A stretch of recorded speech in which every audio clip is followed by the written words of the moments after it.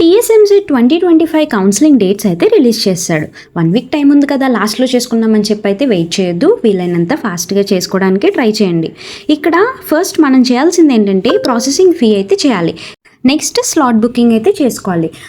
ఈ slot booking దగ్గర ఏపీలో అయితే కనుక ఆన్లైన్లోనే అయిపోతుంది వెబ్ వెరిఫికేషన్ ఇదంతా. బట్ టీఎస్లో అయితే హెల్ప్ లైన్ సెంటర్స్ అయితే ఉంటాయన్నమాట.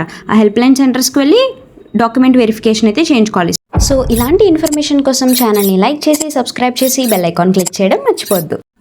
ఒకసారి మనమైతే షెడ్యూల్ చూద్దాం. సో దట్ మనకి ఒక క్లారిటీ వస్తుంది అసలు ఎన్ని రోజులు ఈ ప్రాసెస్ అంతా జరుగుతుంది, ఎప్పుడు ఏ వర్క్ చేయాలని చెప్పి. ఫస్ట్ అయితే మనం ఫీ పేమెంట్ చేసి దాని తర్వాత స్లాట్ బుక్ చేసేయాలి. వన్స్ స్లాట్ బుక్ చేసిన తర్వాత థర్డ్ ఆప్షన్ చూసారా, exercising options after certificate verification. Slot book అయిపోయిన తర్వాత సర్టిఫికేట్స్ వెరిఫికేషన్ అవుతుంది. దాని తర్వాత మనం వెబ్ ఆప్షన్స్ పెట్టుకోవడానికి ఛాన్స్ ఉంటుంది. Next freezing web options. ఇవన్నీ ఫస్ట్ ఫేజ్. ఇదంతా 22 జూలై 2025 లోపు అవుతుంది.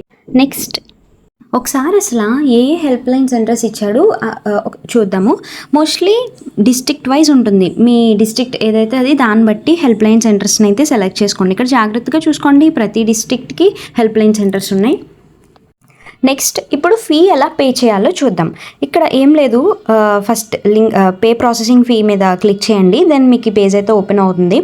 మీ ఎంసెట్ హాల్ టికెట్ నెంబర్, దాని తర్వాత registration number, me date of birth, ఆ కింద కనిపిస్తున్న క్యాప్చా, ఈ 4 ఎంటర్ చేసి పే మీద క్లిక్ చేయండి. దెన్ మీకు ఈ పేజ్ అయితే ఓపెన్ అవుతుంది అనమాట. ఇక్కడ మీ హాల్ టికెట్ నెంబర్, మీ నేమ్, మీ ఫాదర్ నేమ్, మొత్తం ఒకసారి డీటెయిల్స్ చూసుకోండి. అవన్నీ డిస్ప్లే అవుతాయి. ఫీ రియంబర్స్మెంట్ అండ్ ఎలిజిబిలిటీ కూడా ఇక్కడ వస్తుంది. బట్ కొంతమందికి కొన్నిసార్లు ఇక్కడ వాళ్ళకి ఫీ రియంబర్స్మెంట్ వచ్చినా సరే ఇక్కడైతే నాట్ ఎలిజిబుల్ అని వస్తుంది. దానికి ఏం వరీ కావద్దు. హెల్ప్ లైన్ సెంటర్స్కి వెళ్ళినప్పుడు అక్కడ మీ డాక్యుమెంట్ వెరిఫికేషన్ అయిపోయిన తర్వాత నార్మల్ అయిపోతుంది. ఇన్ కేస్ మీకు వస్తే కనుక అప్పుడు ఎలిజిబుల్ అని వస్తుంది. నెక్స్ట్ ఏం చేయాలంటే పే ఫీ ఆన్లైన్ మీద క్లిక్ చేయండి. దాని తర్వాత ఫీ పే చేసేయండి. నెక్స్ట్ ఒకసారి చెక్ చేసుకోండి ఫీ అయిందా లేదా అని చెప్పి.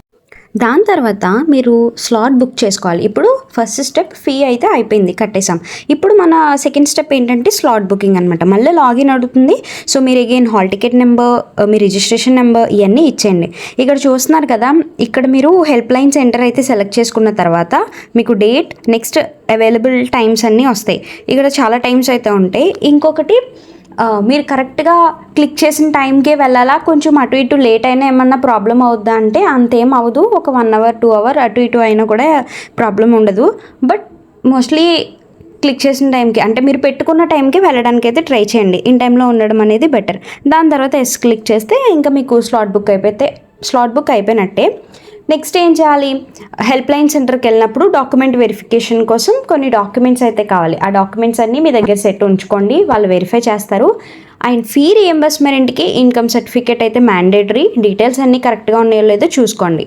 ఇంకొకటి ఎస్ఎస్సి మీ 10th సర్టిఫికేట్లో ఉన్న మీ డేట్ ఆఫ్ బర్త్, ఆధార్ కార్డులో డేట్ ఆఫ్ బర్త్ ఇవన్నీ పర్ఫెక్ట్గా ఉండాలి. ఎక్కడ కొంచెం మారినా ఇదంతా ఫీ రియంబర్స్మెంట్లో ప్రాబ్లం అవుతుంది.